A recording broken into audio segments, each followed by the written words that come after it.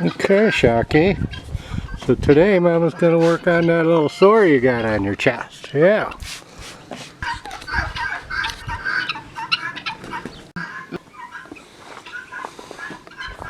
Okay, so this has got a long history that I'm going to try to explain to you.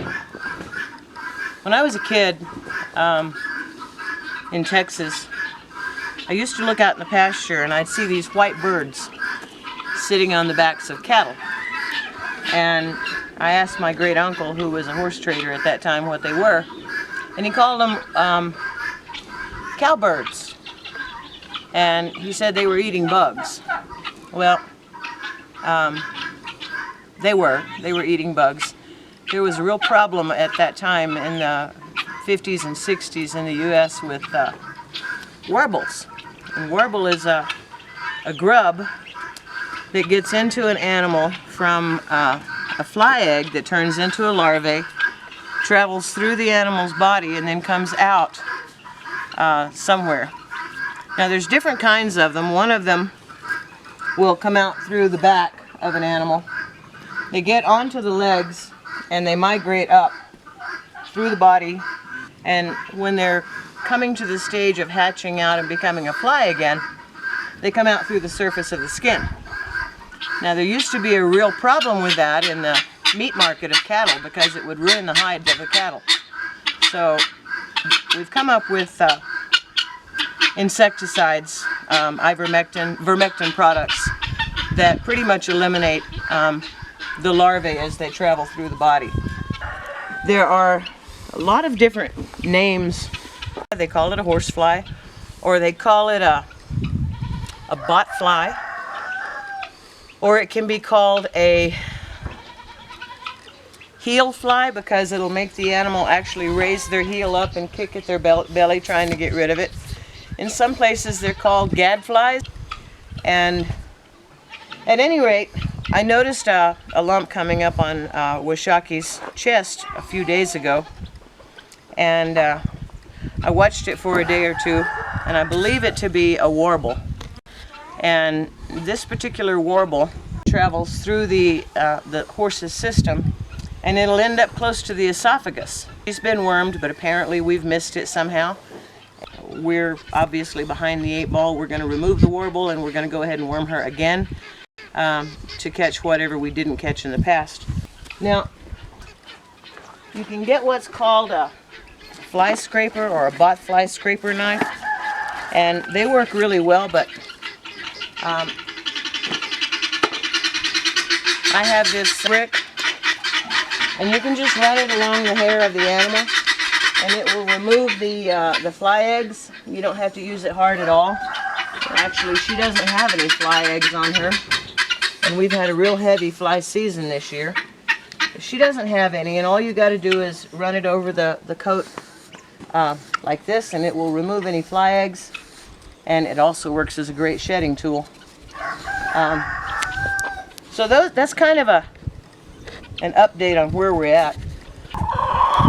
We've got pictures of it yesterday, and actually what you're seeing here is I put some ichthymol black drawing salve on it yesterday to help draw it to the surface before I worked on it today. So the sticky ooey gooey that you see is technically the ichthymol that I put on it. So I'm going to wipe that off, and then we'll get a closer look at what we're dealing with.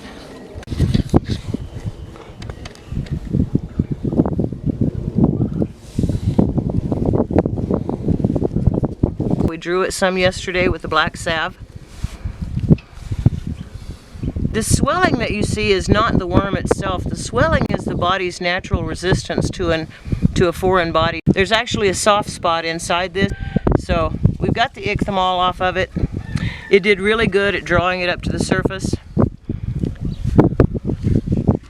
And now we'll see what we can do. For those of you who are have weak stomachs, I think you probably ought to end the video now. So, but like I said, if you have a weak stomach, you can't deal with it, go ahead and turn the video off now.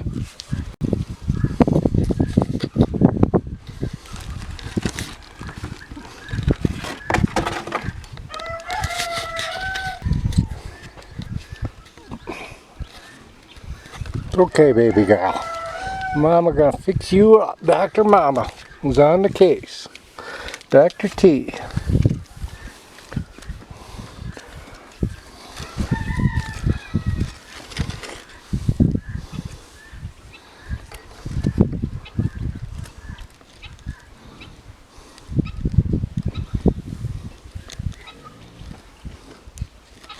Our goal is to make the incision or open it wide enough that we can remove the warble. If you break the warble inside the horse's body, you can send it into anaphylactic shock.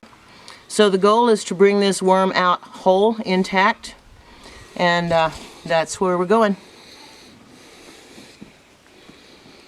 I'm just going to very gently scrape around the outside edge and see if I can start the opening a little bit there for it.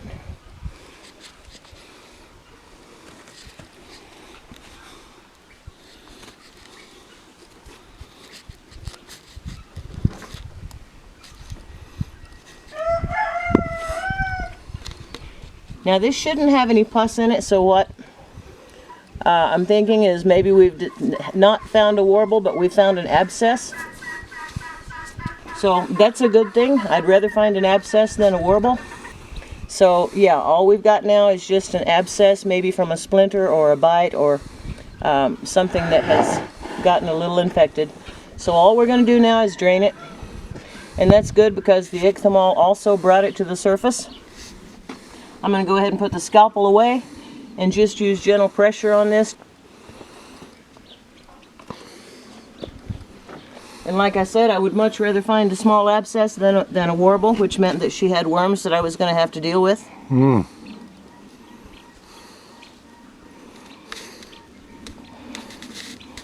If that was a warble, you would not have this pussy infections matter.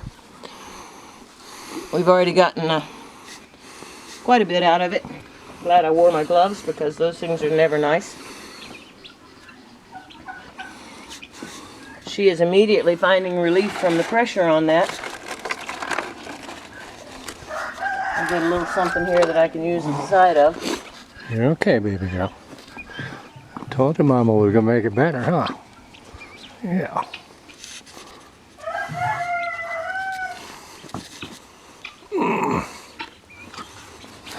Okay, we don't want to stress her, so I'll stop for a minute. Okay.